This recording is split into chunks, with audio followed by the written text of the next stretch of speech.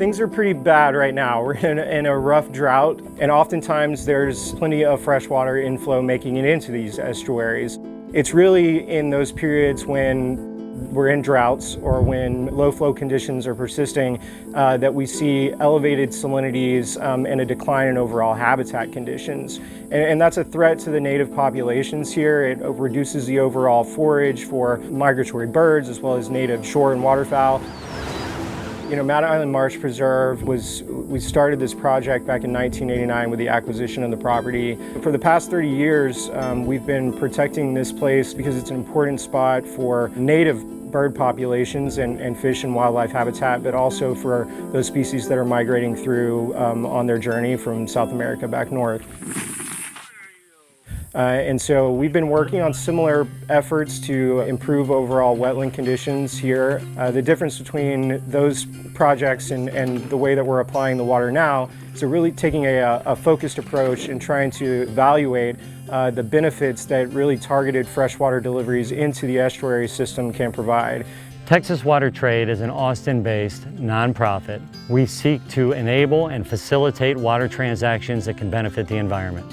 In this particular case, we have a fund that is specifically designated to pay for these water transactions. If we can take delivery of enough water and target it and put it at the right place at the right time, we may be able to offer refugia to all the critters that live here so that they may rebound out of that drought condition more quickly than they would without our supplemental help. We couldn't do this without our partners, including Texas Water Trade and the Water Development Board. The board has just been essential in this effort in providing technical guidance for us, staff time, resources, and look forward to continuing to work with them over the coming months to pull the data down and to evaluate it and understand what impacts the project is having. What we're doing is we are providing the water quality instruments to measure what is the effect of introducing this fresh water into this area and see how it influences water quality. When we leave our instruments out in the water for any period of time, the life in the estuary starts to kind of gravitate towards it. It takes residence in or on the sensors itself. This starts to kind of interfere with the quality of our data, so we have to go out periodically to swap the instruments with fresh new instruments. So we will go out there, we'll make the swap, put the fresh new instruments on the poles so that they can continue the data collection.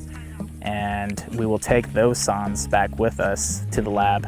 We can see how well that sensor was performing while it was out here collecting data. If the salinities do decrease during our study period, then we will know that the water that was introduced was sufficient to make a difference in this area. Dedicating water to the estuary ensures that you will have a healthy estuary, which in turn supports healthy coastal communities who rely on the fish and the crab and the birds, not only as part of their industries, recreational and commercial fisheries, but as a large part of their culture. And this is a relative small amount of water compared to the overall estuary, but we're hoping that through the demonstration that a small amount of water can have an impact, that then we can then understand what the larger volume of water is that's necessary to really create the prescription of the quantity of water that's necessary for the health of the estuary. The environmental problems we face are large. They are too large for any individual to try and tackle by themselves. It is only through the power of a team and through the power of many teams that may be spread across multiple organizations that we have a hope of really addressing these problems head on and really making headway so that our generation and the next generation can enjoy all this natural beauty around us.